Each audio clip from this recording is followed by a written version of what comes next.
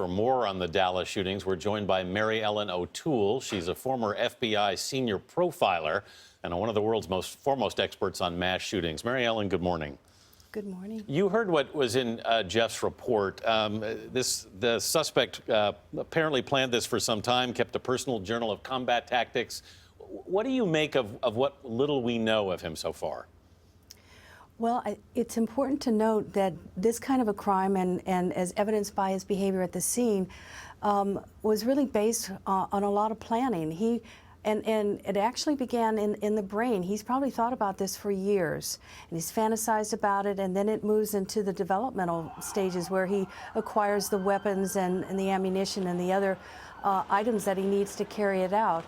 And then he's so well planned. This is so interesting to me that he's able to put it together pretty much at the last minute. He could not have forecasted that the march would have occurred when it did. So that's how well prepared that he was. And then the cold-blooded, callous way that he carried it out, that's really a product of his personality, which I think is very significant in this case. You mentioned his personality. It's been interesting to hear police detail the hostage negotiations and just how hostile they were. What do you make of that particular detail? Here's what I make of that. As a trained hostage negotiator, what you look for is the ability to relate to the person you're talking to. And oftentimes, the way you do that is to relate to their emotions, to relate to their empathy or their feelings of guilt for what's going on. In this case, that was not possible. And what's very unusual is that these negotiators had to finally make the determination that this negotiation wasn't going to go any further, that they were not going to be able to persuade him to put down his weapons. And that is gut-wrenching for the negotiators. But the person that does this kind of reluctance or failure to negotiate is oftentimes a person that manifests traits of psychopathy. That's the person, the old term is sociopath, but that's the person that has no feelings. They have no empathy. They don't feel bad for what they've done.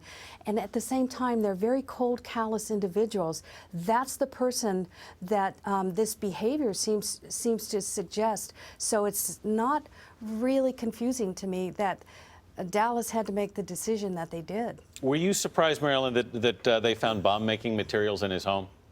I'm really not. I'm really not. And here's what I think about that as well. The fact that he had those materials suggests to me that he was doing more than just reading about them, that he was he was at the place where he was possibly going to put them together and practice with them, and that had this event happened perhaps 2 weeks from now or a month from now, he would have brought, very likely, those explosive devices with him.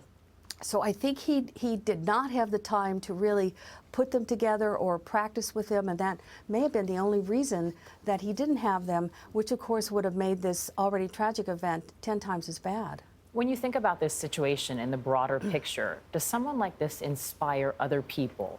A lot of people are talking about whatever pushed him over the edge might have been what happened this past week. Could he be the inspiration for someone else?